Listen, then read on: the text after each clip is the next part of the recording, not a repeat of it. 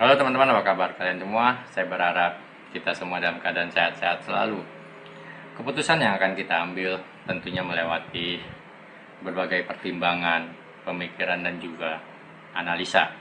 Cepat atau lambat, sebuah keputusan sangat tergantung pada besar kecilnya masalah situasi yang kita hadapi, situasi yang akan kita putuskan.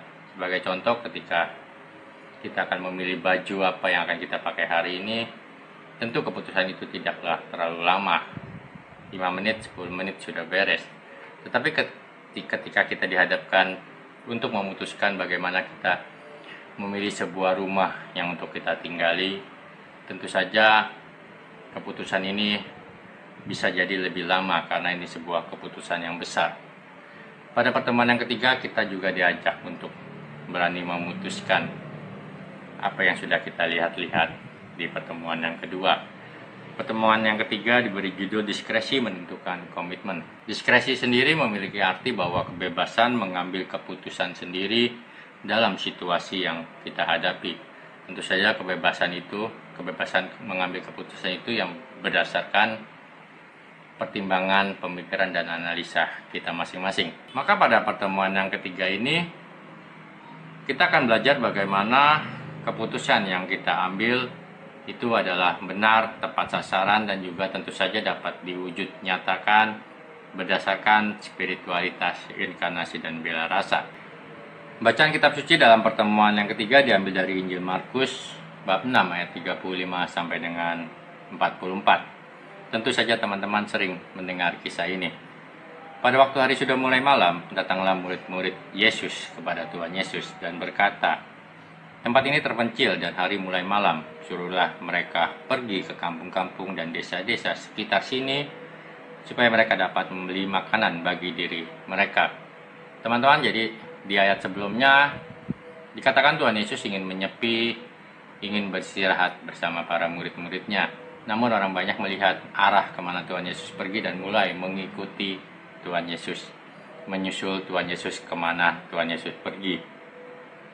Sehingga Tuhan Yesus tidak dapat menyendiri, tidak dapat beristirahat. Dan dikatakan ketika Tuhan melihat orang banyak itu, maka tergeraklah hatinya oleh belas kasihan. Mereka bagaikan domba-domba yang tanpa gembala. Lalu Tuhan Yesus mulai mengajar mereka dan tibalah waktunya sudah malam. Para murid memperhatikan orang banyak yang mengikuti Tuhan Yesus karena hari sudah malam, tentu saja mereka sangat lapar. Para murid melihat keadaan ini, mereka pasti lapar karena sudah malam. Tapi sekaligus mereka meminta Tuhan Yesus untuk menyuruh orang banyak itu pergi.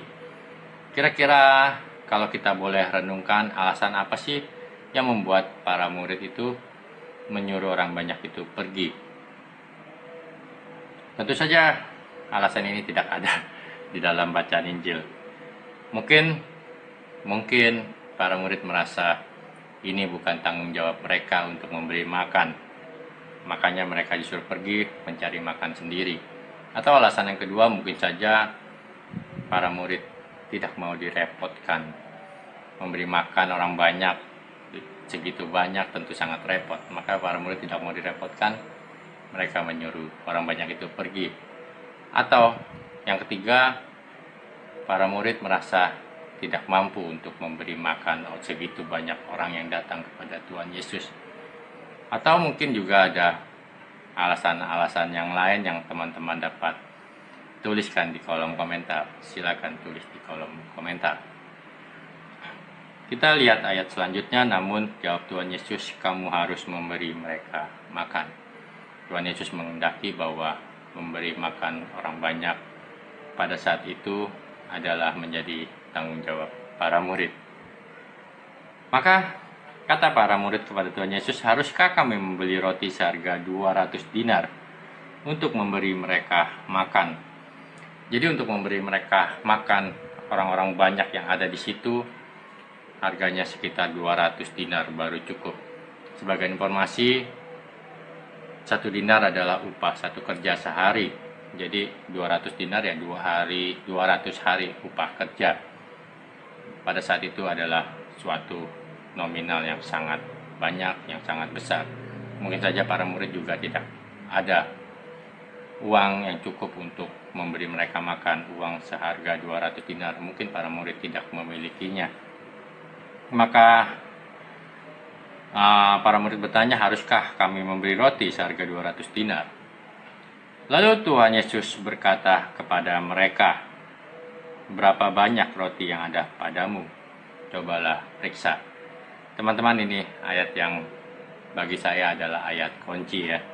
Kalau di pertemuan yang kedua, kita bisa melihat Tuhan Yesus berkata pada orang yang akan ditolongnya, pada si pengemis Bartimeus, apa yang kau kehendaki ku perbuat bagimu. Di pertemuan yang ketiga, Tuhan Yesus mengajak para murid untuk melihat ke dalam. Apa yang ada padamu, cobalah periksa. Sudah mengetahuinya, mereka berkata 5 roti dan 2 ikan. Jadi yang ada pada para murid hanyalah 5 roti dan 2 ikan. Ayat selanjutnya, lalu ia menyuruh mereka. Lalu Tuhan Yesus menyuruh mereka mengatur semua orang duduk berkelompok di atas rumput hijau. Mereka pun duduk berkelompok-kelompok. Ada yang 100, ada yang 50 orang. Setelah mengambil 5 roti dan 2 ikan itu, ia menengadah ke langit dan mengucap syukur. Lalu memecah-mecah roti dan memberikannya kepada murid-muridnya, supaya menyajikan kepada orang-orang itu. Begitu juga ia membagikan kedua ikan kepada mereka semua. Lalu mereka semua makan sampai kenyang. Kemudian mereka mengumpulkan potongan-potongan roti sebanyak 12 bakul penuh dan sisa-sisa ikan. Yang ikut makan roti itu ada 5.000 orang laki-laki. Teman-teman, apa yang dapat kita renungkan dalam pertemuan yang ketiga yang berkaitan dengan bacaan Injil Markus bab 6 ayat 35 sampai 44, terutama khususnya bagaimana kita dapat memutuskan dengan baik dan benar. Mungkin saja seperti para murid yang sudah memperhatikan orang banyak itu akan kelaparan karena waktu sudah malam, orang-orang akan kesulitan mencari makan, tetapi para murid memutuskan untuk menyuruh mereka pergi karena banyak pertimbangan, banyak pemikiran yang lainnya, sehingga keputusannya menyuruh mereka pergi. Mungkin juga ini terjadi pada kita ketika kita tidak mau direpotkan, ketika kita merasa itu bukan tanggung jawab kita, ketika kita merasa bahwa yang ada padaku tidak akan cukup untuk membantu orang di sekitar kita, maka mungkin saja kita menyuruh orang itu pergi mengatasi kesulitannya sendiri. Tetapi Tuhan Yesus pada bacaan Injil hari ini mengajarkan kamu harus memberi mereka makan, bahwa kesulitan mereka, kesulitan orang-orang di sekitar kita menjadi tanggung jawab kita. Kita harus dapat memutuskan bagaimana kita dapat membantu orang-orang yang kesulitan di sekitar kita. Tentu saja apa yang ada pada kita, cobalah periksa. Seringkali kita berpikir bahwa yang ada pada kita hanyalah sedikit. Seringkali kita berpikir bahwa kemampuanku tidak akan cukup untuk membantu orang lain. Padahal tanpa kita sadari, yang sedikit menurut kita dapat saja menjadi pintu berkat bagi orang lain. Berkat akan tercurah melalui hal yang sedikit yang kita berikan. Tuhan Yesus akan bekerja memberkati apa yang kita perbuat, apa yang kita lakukan, dan akan mencukupi segala sesuatunya. Semoga dalam pertemuan yang ketiga kita dapat memutuskan sesuatu dengan baik dan tepat sesuai dengan kehendak Tuhan. Tetap setia, tetap semangat, biar lu jadilah terang.